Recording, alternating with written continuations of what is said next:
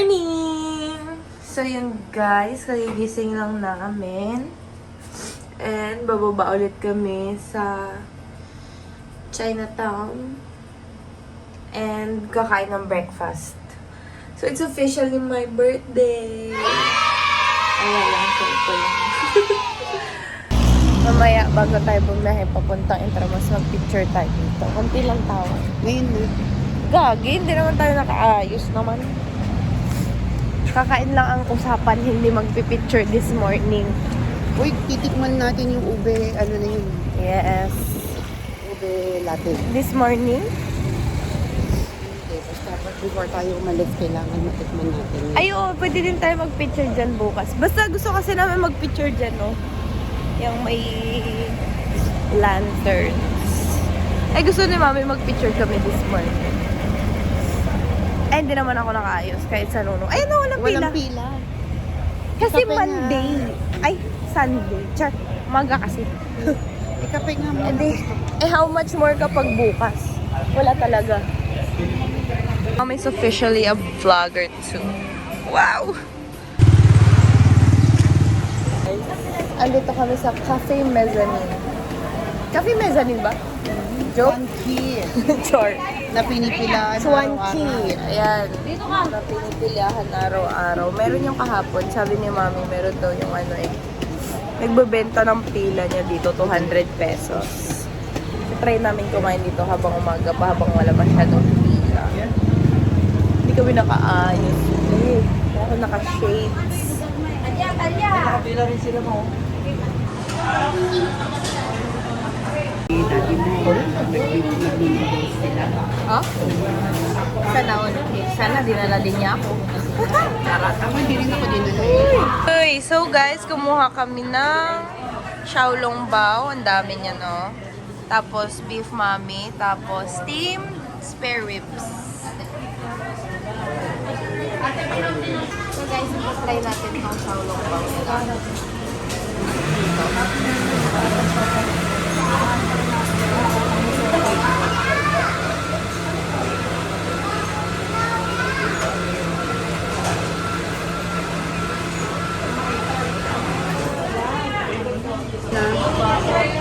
Taste test. Yan. Ano? Yang Taste. chow. Yang chow.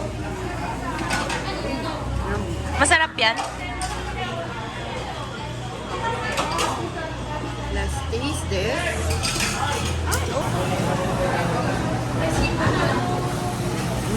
Di ba? Meat talaga siya. Xiaolongbao meat version. Oo. Sorry time ulit. Kasi kahapon, yung kinainan namin ng fried xiaolongbao, yung maliliit, veggie meat lang pala yun. Kala ko naman yun na yung mismo ano.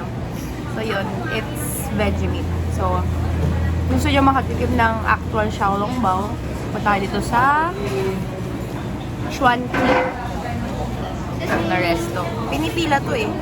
Nakachamba lang kami today kasi ginagahan namin gumising bago kami pumunta na Intra. Ita-try natin tong beef mami nila. Compare natin sa white. Mas yellow at mas pea noodles.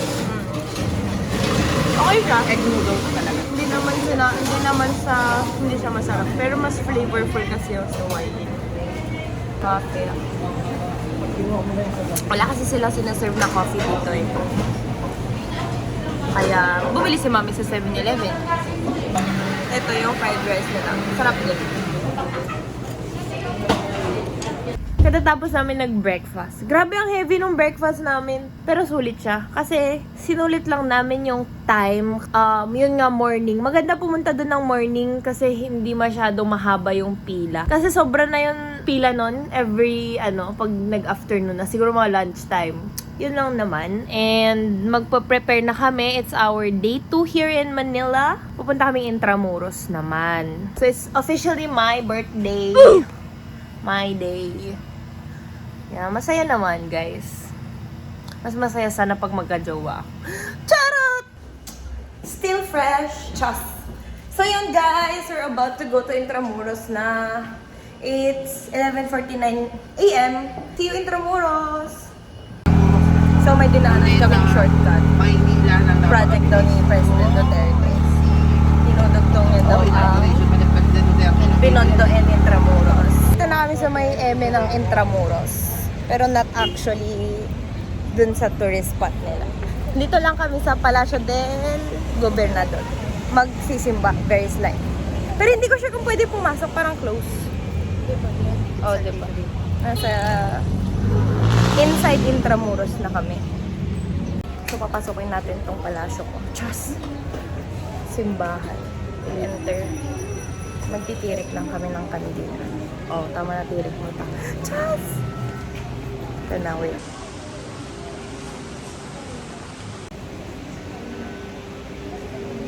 So, this is the place. Hindi ko alam ano ang tawag dito sa simbahan na to. Sige, so sabi nila guys, pag pupunta ka sa isang simbahan for the first time, mag-wish ka doon. 100, hindi naman lang, 99% daw na magkakatotoo. Sabi ni lola ko, dati. Kaya ginawa ko na siyang habit na every time I enter a church na first time kong nag-wish. So ang wish ko ngayon is RN 2024. Padayon. Navarne Future Art.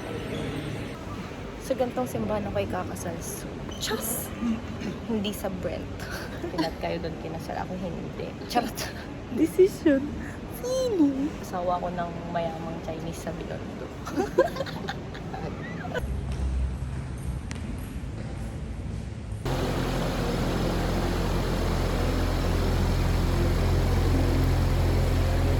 Refresh tayo sa labas. So yun guys, ang 20 pesos lang yung pamasahe namin sa nasakyan namin. Ang tawag doon, tok-tok. Tok-tok. Ginaya daw nila yung sa Thailand, sabi ni Kuya. Yung sasakyan namin kanina. 20 pesos lang yun from Binondo, Chinatown. Tapos dumaan kami doon, shortcut kami, dumaan sa tulay daw ni Duterte. So shortcut kasi yun guys. So yun guys, nag-rent kami ng mini cab para i-tour kami for 30 minutes. So, eto kasi guys, it's 150 each. Okay lang naman, ikotin namin yung buong ano daw. Mas better na din. Tapos later na lang kami mag hopping sa mga cafe. After namin naikot na. Wala di Santa Isabel. Pwede tayo bumaba at a minute. Yes. Sige. So, anong area to? Next area. Wow. Ano ulit ang mga? Plazuela? Ano? Plazuela. Plazuela. Plazuela de Santa Isabel. Opo ba? Kasi San Agustin Church. Papasok daw kami sa Casa Manila. There. Casa Manila.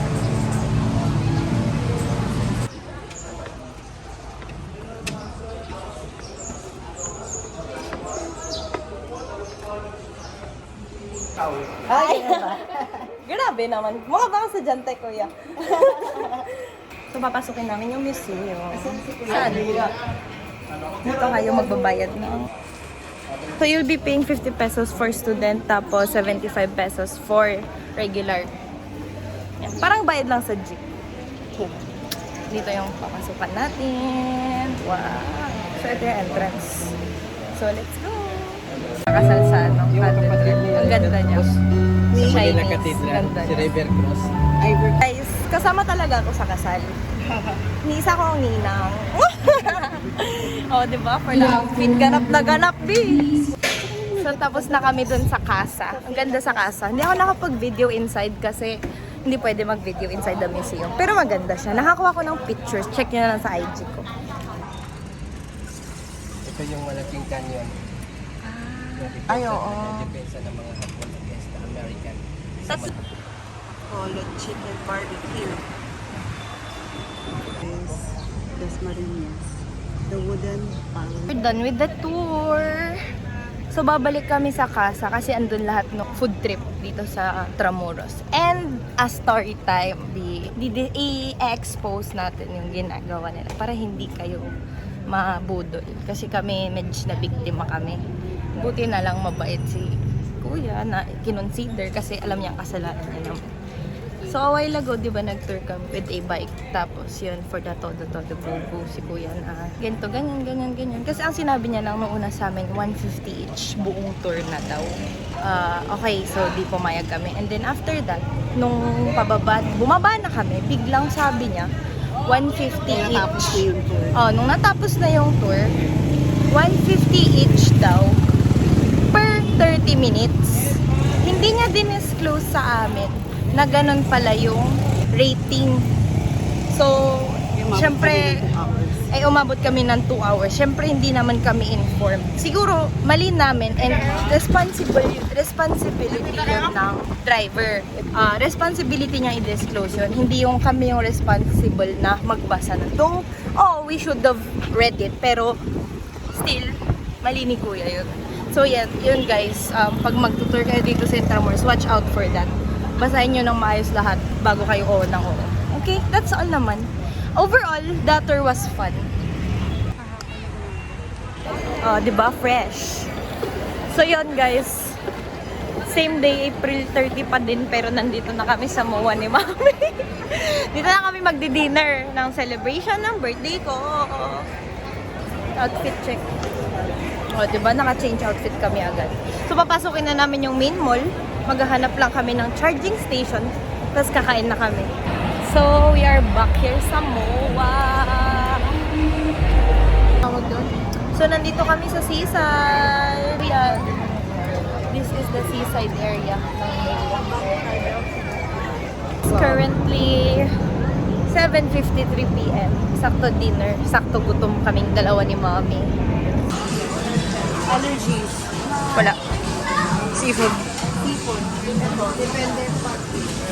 Kasi nakapasok na kami dito sa ano bang pangalan? Tongyang, yung name niya. Pero same lang siya actually dun sa Four Seasons outside.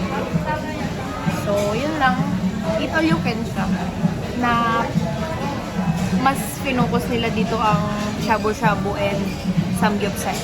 Unlike yung Vikings sa Mega Mall na na-try namin before, as in lahat, any type of cuisine meron doon. So, pero okay lang naman. Importante, kakain kami ni Mommy and I'll enjoy my birthday. So, ganda siya guys. Dinner. So, ang meron nito is hot pot. Yan, hot pot. And pang-grillan ng sampo. Yun lang naman. So, we'll just get our food then. I'll get back to you. Bye!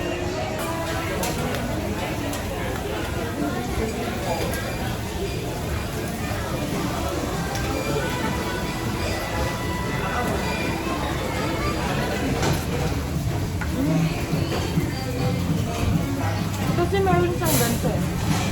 Sabi. Kaya, meron siyang figure na susunod.